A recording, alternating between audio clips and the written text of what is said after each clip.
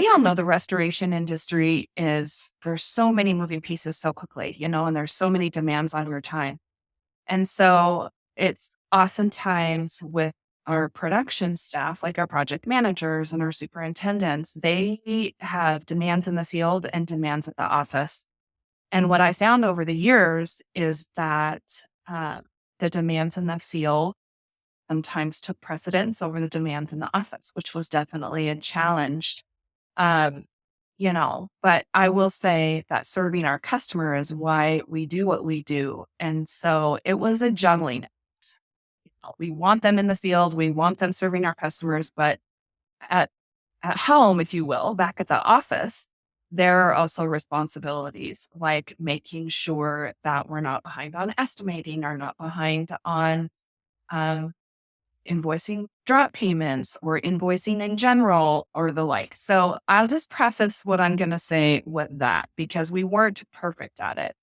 But what we did to try to stay on top of our numbers, for one, everybody typically knew the piece of the pie that they were responsible for.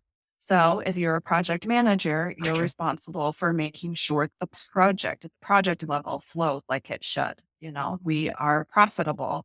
Whatever we determined our margin to be on the job that they were managing, they were meeting. If they weren't meeting it, why? And if they knew why, sometimes you don't, right? Like, let's all be honest.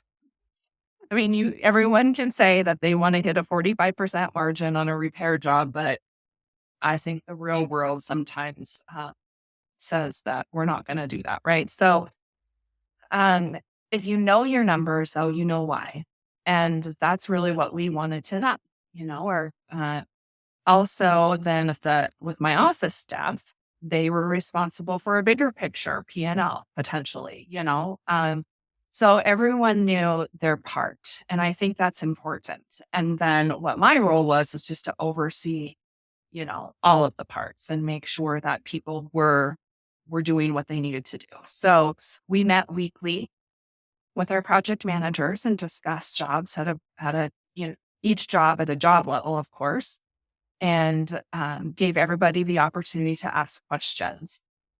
Um, that keeps people accountable, right? So that that Julie's going to be asking or Willie's going to be asking or, your peers are going to be asking. And so that keeps everybody on their toes as far as making sure that they know where they're at. So we did that.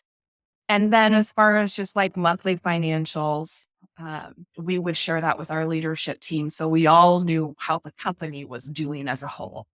That way, if there were any levers we needed to pull to adjust, that we were able to do that together and we were on the same page and leading our team towards where we wanted to go.